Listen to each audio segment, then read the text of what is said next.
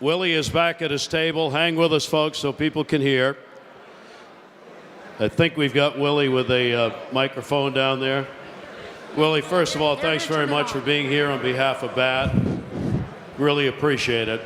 Would you just talk a bit about New York and baseball and what it's meant to you, the city and the game here in New York? I can't hear you. I hear you. All right, so speak up loud. Willie, will you talk a bit about New York, baseball, and you? What all of that's meant to you growing up, being here in New York City and playing baseball here? Oh. All right, I paid my fee. We got to stop talking for a minute. Just 1 second, please. Because this is important to me. It may not be important to you because 1951, when I came along, I came to a city I knew nothing about. It was so wonderful that the people in New York at that time knew more about me than I knew about myself. I even went 0 for 12 because I thought I could play. But the people in New York, I had heard so much, they're going to kill you if you don't hit. And I'm saying to myself, I go 0 for 12. And I go in the clubhouse, and I'm crying to Leo. Leo, you can cry all you want, you're going to play. So that wasn't too good with Leo. But anyway, when I got the first hit off of one spawn, New York was like my family. They embraced me like my mother and dad says. And my dad says, when you go to New York, if they slap you, you turn the other cheek. Because if you don't, they're going to shoot you. Yeah. I remember that. But it's just so wonderful that I can be in two wonderful cities, New York and San Francisco. I live there right now. Come on, let's go, guys.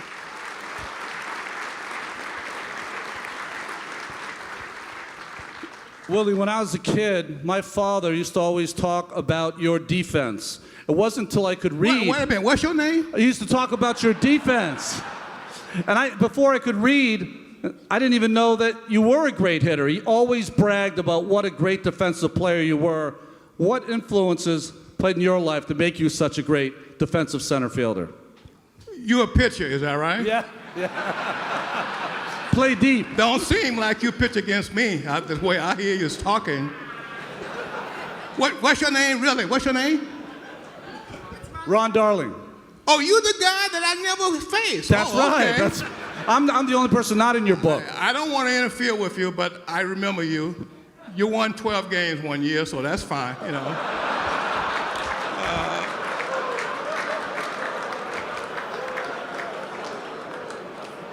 Ron is trying to say to you, I only play one side of the field, defense.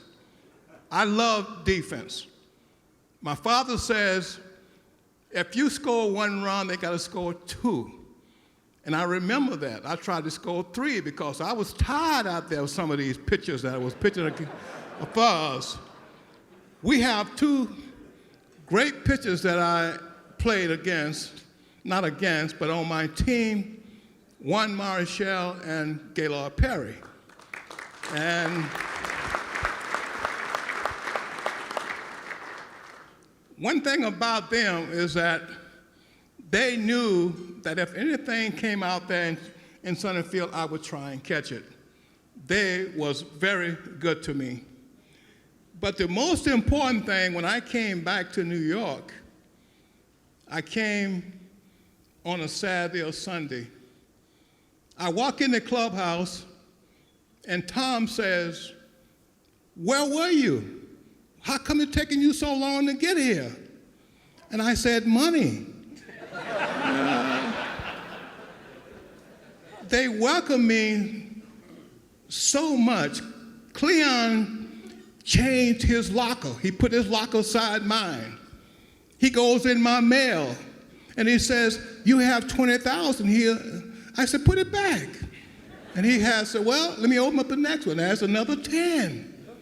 Can I have that? No. I enjoyed the two cities that I played in so much.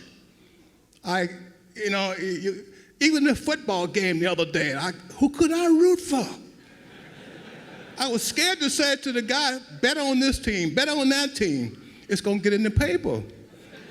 And I'm going to get killed when I go back home. And I'm already in New York, But it's such a joy for me to be in two wonderful cities, and they embrace me both ways. I come here, sign. You guys help me out because they knew I like to eat every day. They make sure I do that. But it's just a wonderful thing. Defense was a great thing for me, Ron. And I know you're a great pitcher. Don't go by what I say sometimes. I said crazy things, So I know you, and I know what a great pitcher you are when you were playing. So I enjoyed you. Come on, let's go. One more.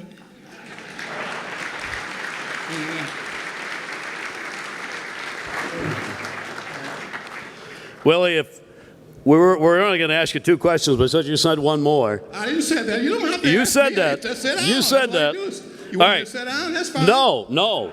I don't want you to sit down. Okay, go ahead. All right. One more. All right. One more. Okay. We know the great catch, but is that the moment? If I said to you, Willie, look back at your baseball life, tell me what the moment is. What's the moment? What kind of question is that? It's an announcer's question. What's the moment? I don't understand that one. The moment, you want me to try to lay it out for you? Is that what you're trying to say? Yes. Okay, I'll try and lay it out. Vic Works was hitting at home plate. I was playing very, very shallow.